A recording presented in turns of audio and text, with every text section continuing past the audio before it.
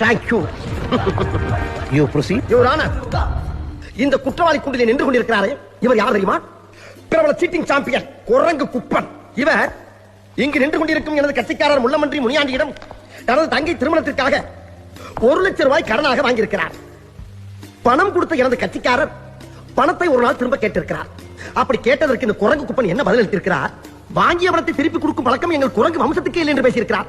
அப்படி பேசியதும் இல்லாமல் இந்த குரங்கு குப்பன் தனது குரங்கு புத்தியை என்னுடைய கட்சிக்காரரிடம் objection your honour.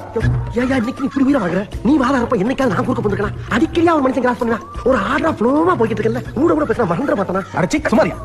I am speaking, no cross speaking.